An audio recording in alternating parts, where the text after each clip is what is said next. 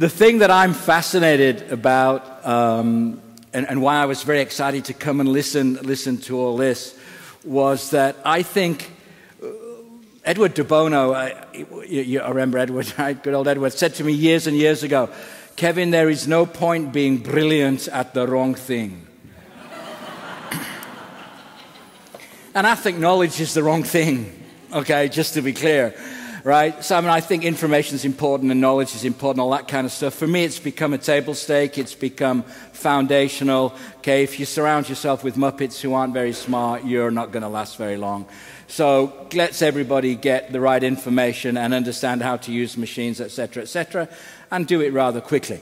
But before all that, what is going to enable success, enable you to meet Big Blue and beat Watson and all these kind of people who only think of 200 million solutions. They don't even see the future. They're just giving us solutions. We live in the age of the idea.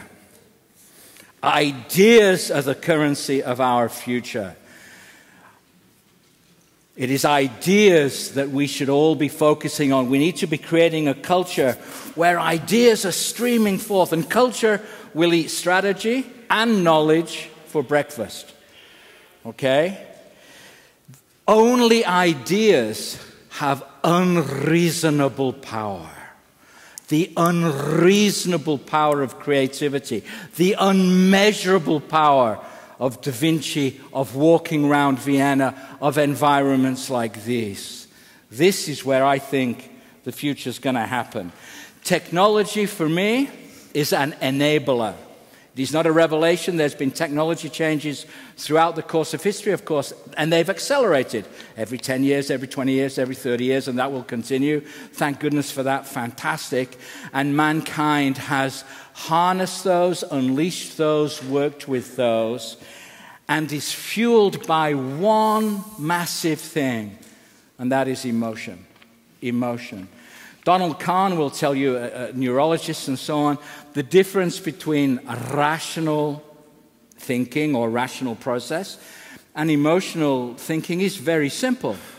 Rational thinking leads to conclusions, solutions, after a lot of meetings, and more meetings, then discussions with finance, and discussions with the lawyers. And then you call in McKinsey and it starts to get expensive. And the conclusions come. Millions of them. Nothing gets done. Lots of very expensive conclusions. Emotional thinking, on the other hand, leads to something very different, right? It leads to action. Action. And you are all in the action business. Our job is not to continue to get things done. I've been to Switzerland, okay? I've been to Switzerland. I know what that's like. 500 years of getting things done, and they've still got cuckoo clocks and chocolate. Thank God for Roger Federer, is all I can say. So anyway, but life goes on, and they get things done. It's all very nice. The core for us is not to get things done, but to make things happen. To make things happen. To go on the attack. To play the gap. To see things that logic and rational and conclusions will never see. That processes will never deliver. To see what is surprisingly obvious. Okay, the world's biggest taxi company, Uber, doesn't own a single car. The world's second biggest hotelier, Airbnb, doesn't own a single hotel room. The world's biggest retailer, Amazon, has one store. We have to be able to see those things and action them, because it is emotion that makes things happen. I was called up to the Pentagon a few months ago. I thought I was in danger of getting slapped or something for getting undressed in public. And the geniuses in U.S. military command explained to me we lived in a VUCA world, a world that's volatile, a world that's uncertain, a world that's complex, and a world that is ambiguous. I said, obviously, this is a revelation to you guys. Italy and Argentina have been living like this for 200 years.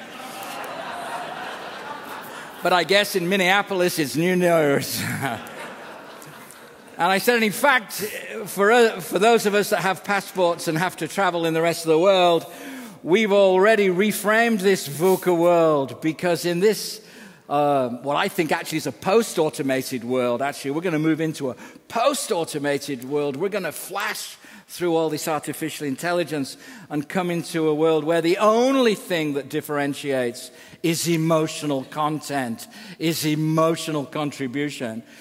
Because quality service, process, all that stuff will be so embedded it just won't matter anymore. Algorithms can read the lines, but actually they can't see sort of between them. So I've said that all this has been reframed now into Super VUCA.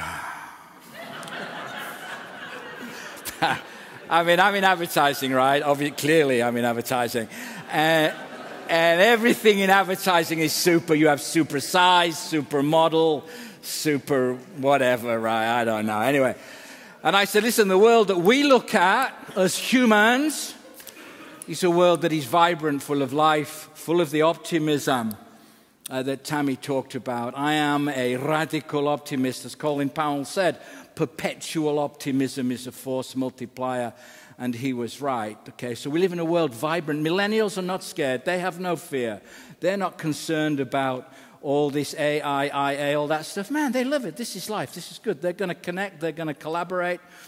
What am I worried about, man? Life's good. It's a world that is unreal. In the past, you used to have power, resource, scale, technology, might, developed world to win, to change the world. Now you just need an idea. Just an idea will change the world. You have a look what could happen to Putin at any moment. You have a look, actually, in the UK or the US, we're not showing much evidence of this politically. But if there was an idea, Bush versus Clinton doesn't seem like an idea, and neither does Trump, and Corbyn can't possibly be viewed as an idea. But say there was an idea in all this, it would be unreal how fast we could change this. This is a world where crazies will find a role. It's good news for many of you. Not so Germans, of course, not so Germans. But it's good news. You saw Bayern Munich last night, man. I mean, they played like crazy people. It was sensational. Wenger's still trying to figure out what comes after 5. Yeah. 6! Anyway. So you need crazy people in this world because we are submerged with data. We're drowning in the stuff. Data, data, data, data. Again, Colin Powell said, never let the facts get in the way of a good decision. Right? And I never do. And I never do, okay? So it's crazy because only crazy people will be able to fight the forces of darkness, the abominable no man. And it's a world that is astounding, right? People think with their hearts. They make the big decisions with their hearts and the little ones with their heads, okay? 80% of important decisions are made based on emotion, based on feeling. You don't marry someone you trust and like and fits in all the pros and cons and all the BCG boxes. You marry somebody who drives you crazy, baby. Who you love, you know? You don't marry for respect. You marry for respect and love. You don't fall in like with a brand, a cause, or a moment. Nobody builds brands anymore. We all try to create a movement that we all care about. So the only way brands and businesses create loyalty for a reason, right? For a benefit, for a product, for an attribute.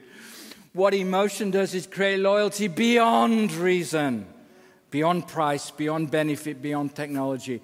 We want to create loyalty for a cause, for a nation, for a belief, for a charity, for a company, for a way of life. You do that emotionally. I have one algorithm that I follow. It's the only equation I've ever written in my entire life. Okay? IQ plus EQ plus TQ plus BQ, all powered by CQ. Okay, everybody got that? So to win in this VUCA world, in a super VUCA way, companies that are going to win whatever business you're in are those companies that do something about knowledge, that have high intellectual quotient. There is nowhere to hide now. We've got to have the knowledge. We've got to get it at the right speed. We've got to use whatever we can to have it. Then we've got to have the intelligence to apply it. It is going to be very difficult to win today if you hire Muppets. Okay, so we need high IQ. Vitally important to us to beat off the opposition is EQ, our emotional quotient. Do we have people that can feel the world? It is not what consumers say or do that matters. It doesn't matter what they say or do. They don't know. It's how they feel that matters. And understanding how they feel is a gift. Steve Jobs had it, Tim Cook doesn't. Okay, so you have to have EQ. TQ, the whole technology quotient.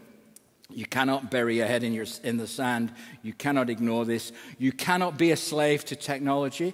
You cannot expect technology to do all the work and to make the right calls for you. You must be the master of technology, personally and professionally. But man, you better be adept at using it fast. Intelligence quotient, emotional quotient, technology quotient, and BQ, bloody quick. It's all over, right? Time is gone. All powered by the one great thing, the creativity quotient, the unreasonable power of creativity. We must, above all, inspire creativity